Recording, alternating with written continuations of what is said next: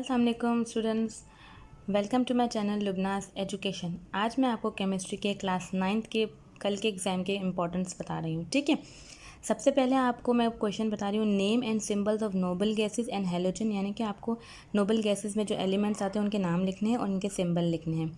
इसी तरह आपको फेरेडे के 2 लॉज हैं, first law and second law, वो याद करना है। लॉ लीड स्टोरेज बैटरी है। ये सारे क्वेश्चंस आपको लॉन्ग एंड शॉर्ट मिक्स करके दिए, यानी कि ये टॉपिक्स आपको अच्छे से पढ़ने हैं।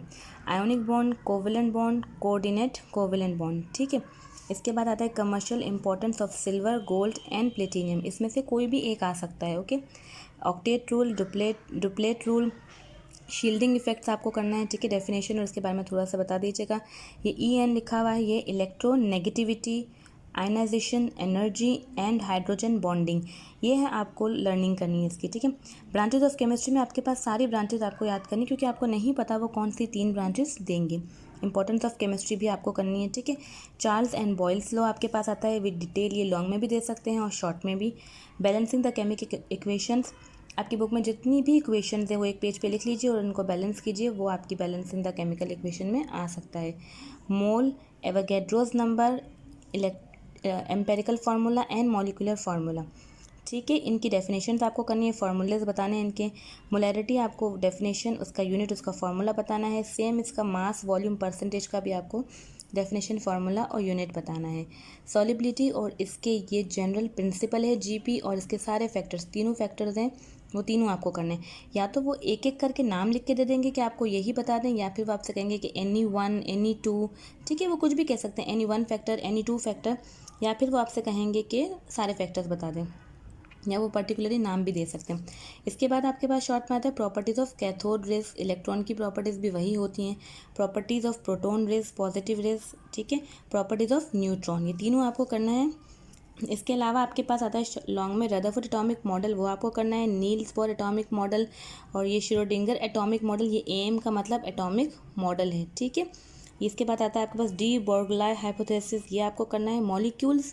मॉलिक्यूल्स एंड इट्स टाइप, ये आपके पास 5 टाइप्स हैं, ये भी आपको करनी है। नेक्स्ट क्वेश्चन आपके पास आता है आइसोटॉप्स की डेफिनेशन बतानी है, और ये आपको आइसोटॉप्स बताना है hydrogen, uranium, carbon and chlorine, मैंने सिंबल लिख दिए, और प्लस आइसोटॉप्स की एप्लीकेशन। ठीक है, नेक्स्ट क्वेश्चन आपके पास अलॉय और इसकी एप्लीकेशन और यूजेस एक ही बात होती है। इसके बाद आपके पास नेक्स्ट क्वेश्चन आता है एलोट्रॉपी। एलोट्रॉपी की आपको डेफिनेशन देनी है और कार्बन की एलोट्रॉपिक फॉर्म भी बतानी है। टाइप्स ऑफ सॉलिड आपके पास है, इसमें आपके पास 2 फॉर्म आती है, क्रिस्टलाइन एंड अमरफस फॉर्म। ठीक है, अब ये आप डेफिनेशन के तौर पे भी याद कर लीजिए, और जब अगर यही क्वेश्चन आपका डिफरेंस बिटवीन में आए तो उसमें भी आपको आसानी होगी। आप कॉलम बना के डेफिनेशन, उसके बारे में जो भी पॉइंट्स हैं आप उसमें से लिख लीजिएगा।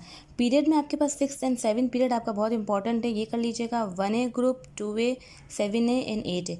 7A ग्रुप को हेलोजेंस कहते हैं, 8A ग्रुप को नोबल गैसेस कहते हैं। तो जो आपकी, जो मैंने पीछे क्वेश्चन आपको बताया था कि इसमें आपको नोबल गैसेस के नाम लिखने और सिंबल, वो इसी इसमें भी हो जाएगा।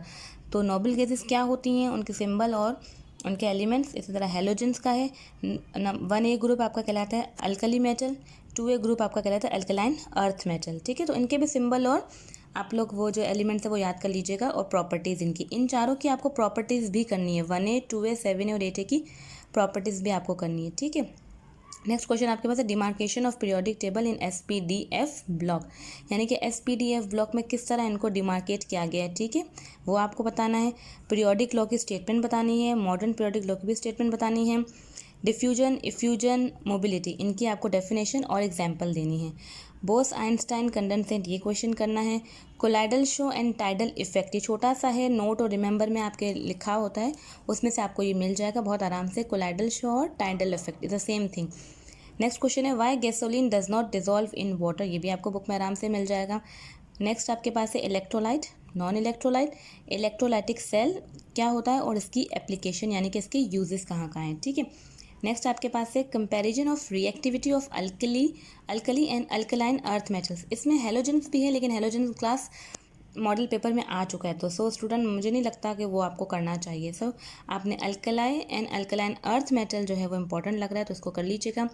सॉफ्ट एंड हार्ड मेटल, उसकी डेफिनेशन कर लीजिएगा, अगर वो वैसे आए, डिफरेंस बिटवीन में आए तो भी आप कर सकें, और डेफिनेशन में आए तो वो भी आप लिख सकें। इसके बाद मैंने कुछ डिफरेंस बिटवीन निकाले हैं लिखे हैं, इसमें है आपके पास फर्स्ट में आता है sodium and iron, saturated, unsaturated and super saturated solution. ये आपका element, compound and mixture, ionic compound, covalent compound. इसकी ये कंपाउंड है, ठीक है, फ़र्क है इनमें। Compound is something different and bond is something different. तो ये ionic compound and covalent compound भी दे सकते हैं, आयोनिक बॉन्ड और कोवेलेंट बॉन्ड भी दे सकते हैं। Metal, non metal, metalloid. इसके difference between element, compound, mixture, और ये रिपीट हो गया। नेक्स्ट आपके पास आता है सोल्यूशन, सस्पेंशन एंड कोलॉइडल। ठीक है, ये डिफरेंस बिटवीन है। आप इन सब की अच्छे से प्रैक्टिस और लर्निंग कर लीजिएगा, इंशाल्लाह आपका पेपर अच्छा हो जाएगा। मैं अभी आपको न्यूमेरिकल्स बताती हूँ। हाँ जी, अब बात करते हैं न्यूमेरिकल्स की। तो न्यूमेरिकल्स में आपको देखें इस तरह पूछ सकते हैं कि पहले बताएं मोलर मास क्या होता है, मॉलिक्यूलर मास क्या होता है, फिर वो पूछे और molar mass, molecular mass and formula mass. इसको फाइंड आउट करने का तरीका एक होता है, सिर्फ इनके यूनिट डिफरेंट होते हैं। ठीक है, मोल फाइंड आउट करना होगा, एवोगैड्रोस नंबर फाइंड आउट करना होगा। एग्जाम्पल बुक की चेक कर लीजिएगा, 1.5, 1.7, 1.6। और balancing the equation question number 1 है बुक का। चैप्टर 1 का क्वेश्चन नंबर 4 और 5 न्यूमेरिकल है, वो देख लीजिएगा। और क्वेश्चन 1 जो है वो बैलेंसिंग द केमिकल इक्वेशन है, वो देख लीजिएगा। इसके बाद आपके पास नंबर 2 पे न्यूमेरिकल आते हैं। Number of electrons, proton and neutron आपको फाइंड आउट करने होते हैं, जो आपको लिखे हुए होते हैं। फॉर एग्जांपल अगर आपको कार्बन दिया है C6 और यहाँ 12 दिया हुआ है, ठीक है जी, तो आपने ये आपके नंबर ऑफ इलेक्ट्रॉन और प्रोटॉन है और ये आपके पास मास नंबर है। तो इस मास नंबर में से आप नंबर ऑफ इलेक्ट्रॉन्स को माइनस करेंगे तो आपके पास नंबर ऑफ न्यूट्रॉन्स आ जाएंगे। ये इलेक्ट्रॉन है और प्रोटॉन है और इसमें से माइनस करेंगे तो नंबर ऑफ न्यूट्रॉन्स आ जाएगा। अच्छा, ये आपके पास है electronic configuration of elements 1 to 20। ये आपको करनी होगी। आपको कोई भी एलिमेंट दे दिया जाएगा, हाइड्रोजन दे दिया जाएगा तो उसकी करनी होगी। ये मैं अभी आपको नेक्स्ट वीडियो में एक्सप्लेन कर देती हूँ। एग्जाम्पल है 5.1, 5.2, 5.3, 5.4 और चैप्टर 5 का क्वेश्चन नंबर 2, 4, 6 तो बहुत इंपॉर्टेंट है। ये सारे आपकी एग्जाम्पल्स जो है इसमें चार्ल्स लॉ और बॉयल्स लॉ के हैं, यानी कि V1 T1 is equals to V2 T2। इसमें ये हैं P1 V1 is equals to P2 V2। ठीक है, आपको कोई भी चीज़ फाइंड आउट करनी है, you have to arrange it. Next example 6.1, 6.3, 6.4, 6.5 and 6.6। तो इनमें से 2-3 न्यूमेरिकल्स आपके आ जाएंगे, तो आप अच्छे से इसकी प्रैक्टिस कीजिएगा। कोई और प्रॉब्लम हो तो पूछ लीजिएगा। ओके जी, अल्लाह हाफिज़।